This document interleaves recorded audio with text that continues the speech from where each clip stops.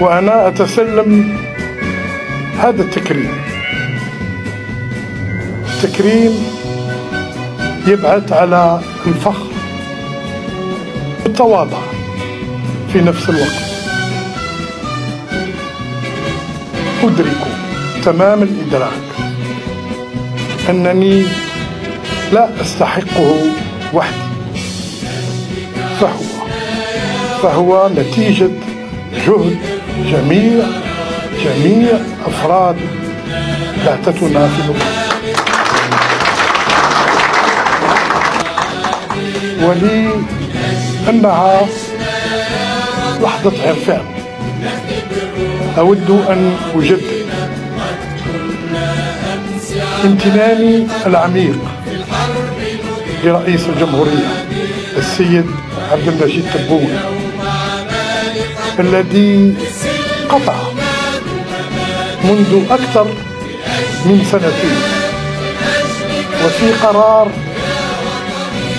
جريء ومفاجئ ما كان تقاعدا هادئا لي ولك أيضا، ليطلب منا العمل تحت قيادته وتعليماته، خدمة مرة أخرى الجزائر ودبلوماسياتها. فله مني خالص الشكر والتقدير، وله وأنا أعلم أنني أتكلم باسم جميع الزملاء. العهد أن نظل أوفياء عاملين بإخلاص وتفاني لخدمة وطننا العزيز. وشكرا.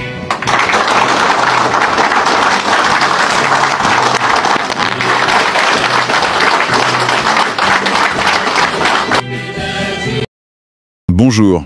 Une décoration, une médaille qu'on épingle. En diplomatie, c'est vrai que ces gestes sont rarement juste pour faire joli.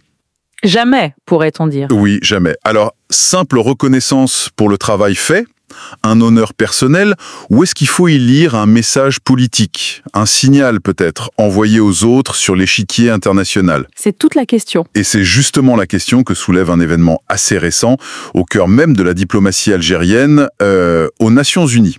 On va se pencher aujourd'hui sur l'attribution de l'Ordre du Mérite National algérien, grade d'Achir, C'est ça. attribué à l'ambassadeur Amar Benjama. Il est le représentant permanent d'Algérie à l'ONU, et c'est une décision, on le souligne, qui vient directement du président Tebboune. Tout à fait. L'enjeu, c'est de comprendre la portée de tout ça, au-delà du protocole, bien sûr. Bien sûr. Et déjà, le contexte donne une certaine, une certaine solennité, oui, une certaine gravité à l'événement. Parce qu'une décoration de cette nature, bon, c'est déjà important, mais décerner à un ambassadeur en poste à New York, au siège de l'ONU, C'est pas n'importe où. non. Et en plus, le fait qu'elle soit remise par le ministre des Affaires étrangères lui-même, Ahmed Attaf, qui se déplace exprès pour ça sur instruction présidentielle, ça ajoute encore une couche, une dimension supplémentaire. Faut pas oublier que ces représentants permanents, ils sont en première ligne. Ils incarnent la politique étrangère de leur pays là-bas, dans cette arène qui est absolument cruciale. Oui. Donc les honorer de cette manière, c'est forcément porteur de sens. C'est exactement ce sens qu'on va essayer de déchiffrer ensemble. On va regarder les justifications officielles, ce qui a été dit publiquement. Ce qu'on veut bien dire, Voilà. Mais aussi, et c'est peut-être là le plus intéressant, explorer les non-dits, les possibles lectures entre les lignes, les implications stratégiques.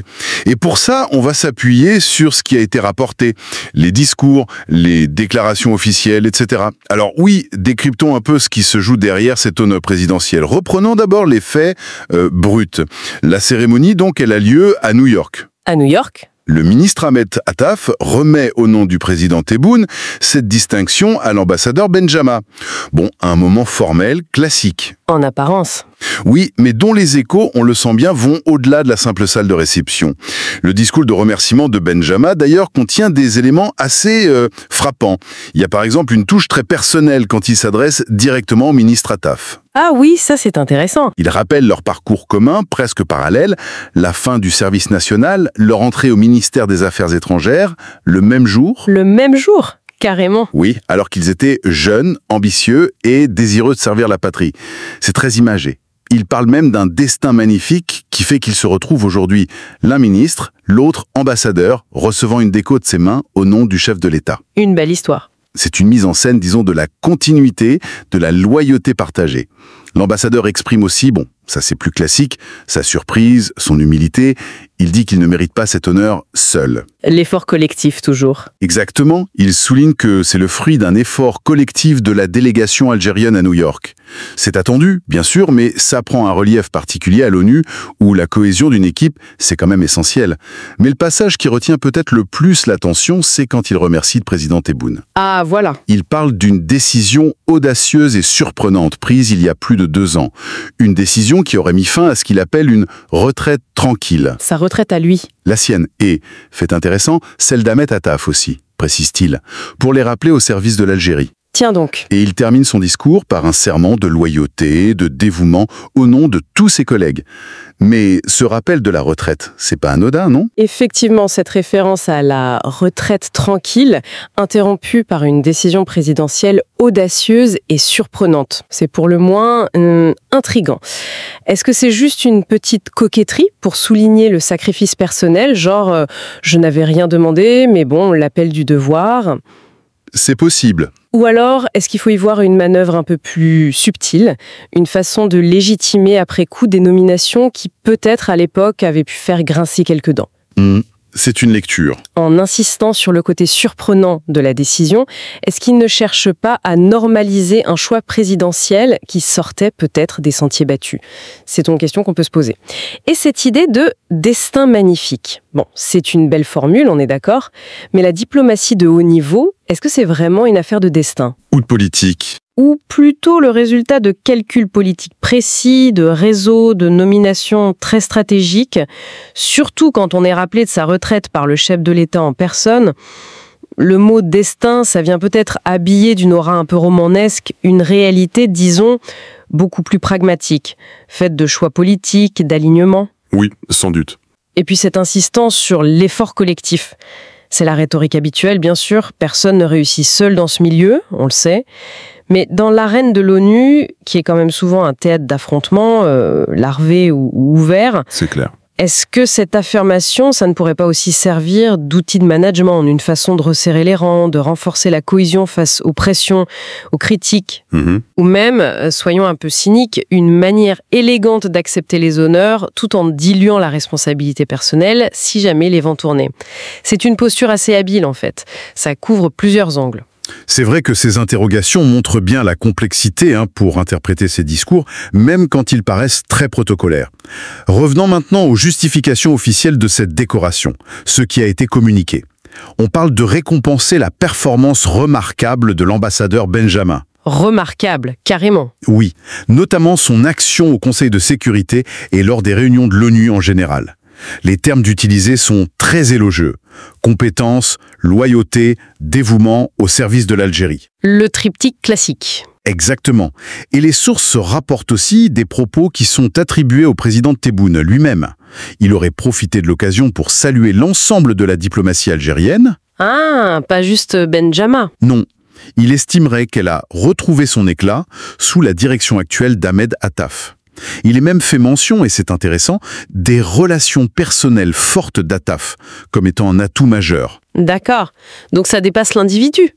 Ça suggère que la récompense de Benjamin s'inscrit dans une volonté plus large de valoriser l'appareil diplomatique actuel et sa direction.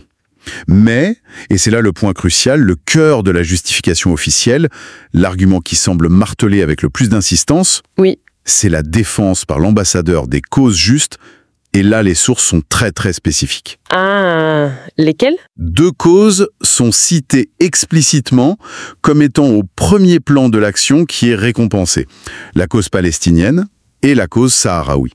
D'accord. pas n'importe lesquels. Non, ce n'est pas juste une mention en passant, c'est présenté comme la raison fondamentale de cette haute distinction. Et ce choix, évidemment, il n'est pas neutre du tout. C'est là justement que l'analyse prend une tournure éminemment politique et stratégique. Mettre en avant de façon aussi explicite, aussi centrale, la défense de la cause palestinienne et de la cause sahraoui comme justification principale d'une décoration de l'ordre du mérite national, dans le contexte actuel. Oui, ce n'est pas anodin. Ce n'est pas anodin du tout. Ce sont deux dossiers qui sont au cœur de la politique étrangère algérienne depuis des décennies. Mais ce sont aussi deux points de friction majeurs sur la scène régionale et internationale. Absolument. Donc choisir de les mettre en lumière de cette manière, via cet honneur, c'est envoyer un message très très clair. Ça vient réaffirmer les fondamentaux de la diplomatie algérienne, le soutien au mouvement de libération, le principe d'autodétermination des peuples. Les constantes. Exactement.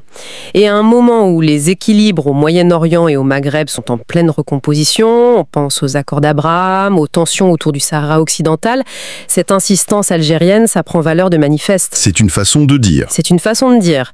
Notre position ne bouge pas, nos priorités restent les mêmes, et on honore ceux qui les défendent avec force sur la scène internationale.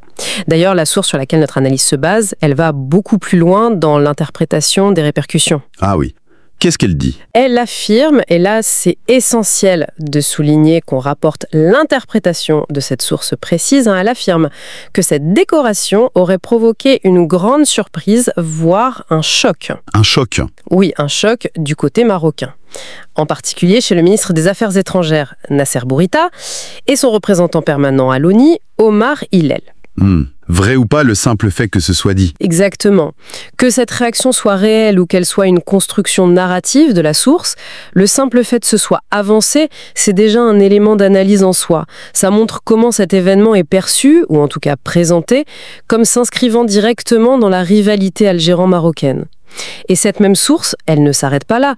Elle qualifiait les actions de la délégation algérienne, menée par Benjama, d'honorables.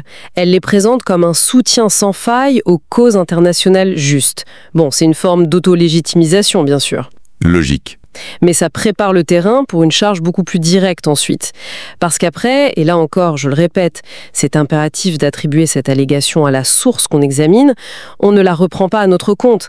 Elle accuse nommément des agents marocains présents à l'ONU. Carrément. Oui. Ces agents, d'après la source, continueraient à trahir les causes de la nation et s'aligneraient sur ce qu'elle appelle les plans d'Israël et de l'Amérique. C'est extrêmement dur comme formulation. Extrêmement dur. Ça dépeint une confrontation directe, presque manichéenne, au sein même des instances internationales. Et ça lie explicitement la position marocaine aux intérêts israéliens et américains, tels que perçus par cette source, évidemment. On rapporte ces propos parce qu'ils font partie du contexte, tel qu'il est présenté. Tout à fait. Mais il faut vraiment les identifier comme une allégation qui vient d'une partie prenante. Ce n'est pas une information neutre. Maintenant, si on essaye de prendre un peu de hauteur par rapport à tout ça. La décoration de Benjama, justifiée surtout par son action sur la Palestine et le Sahara occidental, couplée aux affirmations sur la réaction choquée du Maroc et aux accusations très graves portées par la source. Oui, l'ensemble. L'ensemble prend l'allure d'un véritable acte diplomatique offensif. On dépasse largement le cadre de la simple remise de médaille. C'est clair. C'est une façon d'utiliser un honneur national comme un vecteur de message politique, une affirmation de sa ligne sur des sujets qui fâchent. Et peut-être même une tentative de déstabiliser ou de délégitimer un rival régional sur la scène de l'ONU. La décoration devient une arme, en quelque sorte, dans l'arsenal de la communication stratégique. Alors, comment on peut synthétiser cette affaire ? D'un côté, on a l'image de l'hommage personnel, la reconnaissance d'une longue carrière, d'un homme rappelé de sa retraite pour servir à nouveau, qui exprime son humilité, qui renouvelle sa loyauté. La dimension humaine. Le parcours individuel. Voilà, c'est ça, la dimension humaine mise en avant. Mais de l'autre côté, tous les indices convergent vers un signal politique d'une grande clarté, voire d'une certaine agressivité envoyée par Alger. Oui, le message est fort. Le moment choisi, les justifications officielles centrées sur les dossiers les plus sensibles, les plus symboliques, Palestine, Sahara occidental, et surtout la manière dont cet événement est raconté par la source qu'on analyse, avec les réactions supposées du Maroc, les accusations directes. Tout ça mis bout à bout. Tout ça indique une lecture qui va bien au-delà de la récompense individuelle. C'est une pièce qui est jouée sur l'échiquier diplomatique mondial, où les symboles sont des outils de pouvoir. Et c'est là, effectivement, que les choses deviennent particulièrement révélatrices. En somme, on a une distinction présidentielle pour l'ambassadeur algérien à l'ONU. Officiellement, elle salue une performance jugée remarquable. Une compétence, un engagement pour des causes définies comme justes par Alger. Palestine, Sahara occidental en tête. C'est la version officielle. Voilà. Mais l'analyse des sources suggère que cet événement est interprété, ou en tout cas présenté, comme ayant des répercussions directes sur les équilibres régionaux. On le décrit comme ayant potentiellement provoqué un choc au Maroc, et il s'inscrit, selon la lecture de la source, dans un contexte de tension qui implique aussi Israël et les États-Unis. Donc la distinction honorifique. Elle se transforme en marqueur des rivalités géopolitiques actuelles, clairement. Et ça nous renvoie, au-delà de ce cas algérien précis, à une question plus large finalement, sur la fonction même des honneurs en diplomatie. Oui, tout à fait. Ces médailles, ces ordres nationaux, ces titres, qui semblent appartenir au monde un peu feutré du protocole, de la reconnaissance des mérites, jusqu'à quel point sont-ils en réalité des instruments actifs de la politique étrangère ? Des outils. Oui, des outils pour affirmer des positions, construire des narratifs, mener des offensives d'influence. Peut-être même déstabiliser des adversaires.